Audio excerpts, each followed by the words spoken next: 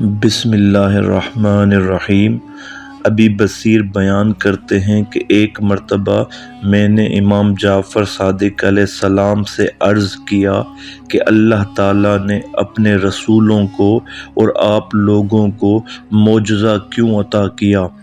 آپ علیہ السلام نے فرمایا تاکہ جو کچھ یہ اللہ کی طرف سے لائے ہیں اس کی سچائی کی دلیل بن جائے۔ معجزہ اللہ کی طرف سے ایک نشانی ہے۔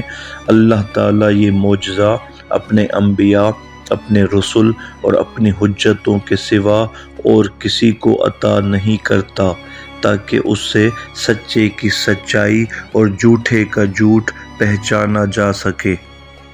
جابر بن یزید امام محمد باقر علیہ السلام سے قول خدا کے بارے میں روایت کرتے ہیں، اور ہم نے ابن آدم سے عہد لیا تھا مگر وہ اسے بھول گئے اور ہم نے ان میں عزم نہ پایا۔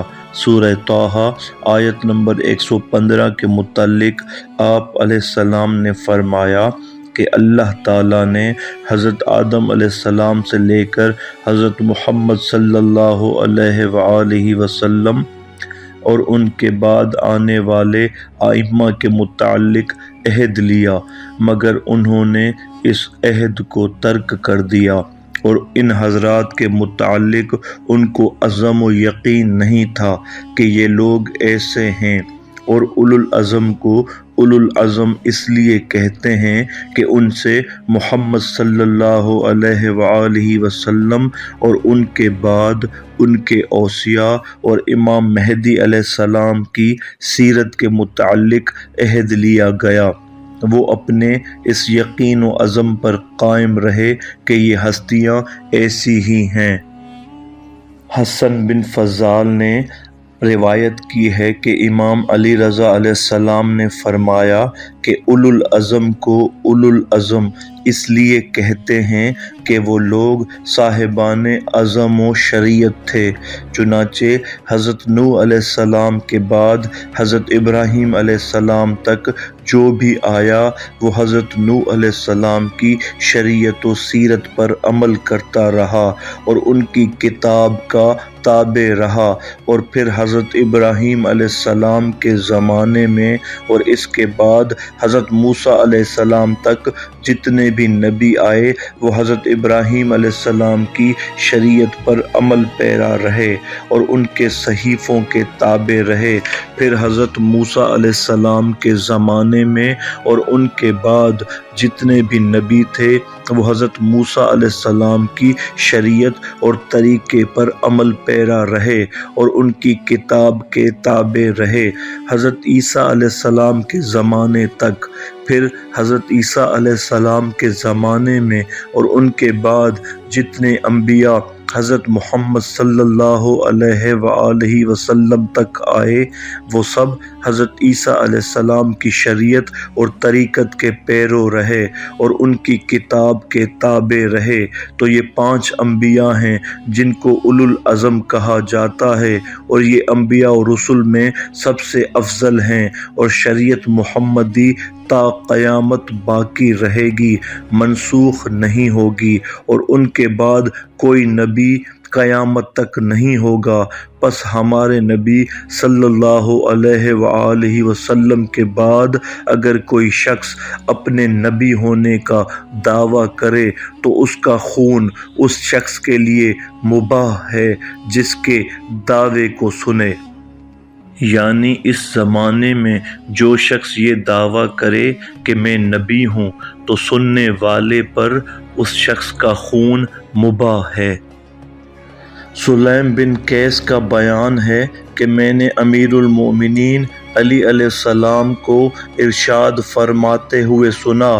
آپ علیہ السلام نے فرمایا کہ اطاعت صرف اللہ اور اس کے رسول اور اولی الامر کے لیے ہے، اور اللہ تعالیٰ نے اولی الامر کی اطاعت کا حکم اس لیے دیا کہ وہ معصوم اور برائیوں سے پاک ہوں گے اور کبھی اللہ کی معصیت کا حکم نہیں دیں گے۔ جابر بن یزید جوفی امام محمد باقر علیہ السلام سے عرض کی کہ مولا آخر نبی اور امام کی ضرورت کیا ہے؟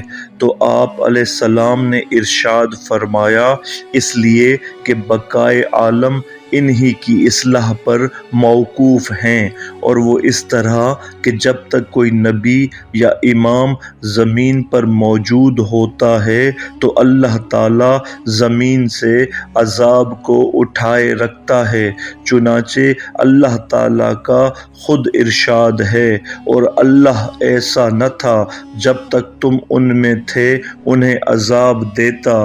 سورہ انفال آیت نمبر 33۔ اور نبی صلی اللہ علیہ وآلہ وسلم نے ارشاد فرمایا کہ ستارے اہل آسمان کے لیے امان ہیں اور میرے اہل بیت زمین کے لیے امان ہیں۔ اگر آسمان پر ستارے نہ رہیں تو اہل آسمان پر عذاب نازل ہو جائے، اس طرح اگر ہمارے اہل بیت زمین پر نہ رہیں تو اہل زمین پر عذاب نازل ہو جائے۔ اور حضرت صلی اللہ علیہ وآلہ وسلم نے اپنے اہل بیت سے مراد صرف ائمہ علیہ السلام کو لیا ہے، جن کی اطاعت کو اللہ تعالیٰ نے اپنی اطاعت کے ساتھ رکھا ہے۔ چنانچہ اللہ تعالیٰ کا ارشاد ہے، اے مومنو اطاعت کرو اللہ کی اور اطاعت کرو رسول کی اور ان کی جو صاحب امر ہوں۔ سورہ نساء آیت نمبر 59۔ اور یہ اولی الامر وہی لوگ ہیں جو معصوم اور ہر طرح کی برائیوں سے پاک ہیں، جن سے نہ گناہ سرزد ہوتا ہے اور نہ کسی مصیبت میں مبتلا ہوتے ہیں۔ ان کو اللہ کی طرف سے تائید، توفیق و پشت پناہی حاصل ہوتی ہے۔ اللہ انہی کے واسطے سے اپنے بندوں کو رزق دیتا ہے، بستیوں کو آباد کرتا ہے، ان کے واسطے سے آسمان سے بارش ہوتی ہے اور انہی کے واسطے زمین سے برکتیں نکلتی ہیں، انہی کے واسطے سے گنہگاروں کو مہلت توبہ ملتی ہے اور نزول عذاب میں تعجیل نہیں کی جاتی۔ ان سے روح القدس کبھی جدا نہیں ہوتی اور نہ یہ لوگ اس سے جدا ہوتے ہیں۔ یہ لوگ نہ کبھی قرآن سے جدا ہوتے ہیں اور نہ کبھی قرآن ان سے جدا ہوتا ہے۔ صالح بن سہل نے امام جعفر صادق علیہ السلام سے روایت کی ہے کہ آپ علیہ السلام نے فرمایا کہ قریشیوں میں سے کسی نے رسول اکرم صلی اللہ علیہ وآلہ وسلم سے کہا، آپ تمام انبیاء سے افضل اور سابق کیسے ہوئے؟ آپ صلی اللہ علیہ وآلہ وسلم تو تمام انبیاء کے آخر میں اور خاتمہ پر آئے۔ آپ نے ارشاد فرمایا، میں ہی وہ پہلی مخلوق ہوں جس نے اپنے رب کی ربوبیت کا اقرار کیا، اور جب انبیاء سے عہد و میثاق لیا تو ان کو ان کے نفسوں پر شاہد بنایا اور پوچھا، کیا میں تم سب کا رب نہیں ہوں؟ تو سب سے پہلے میں نے جواب دیا، سب سے پہلے بلا کہا۔ اس طرح میں اللہ تعالیٰ کو الوہیت کے اقرار میں سب سے سابق رہا۔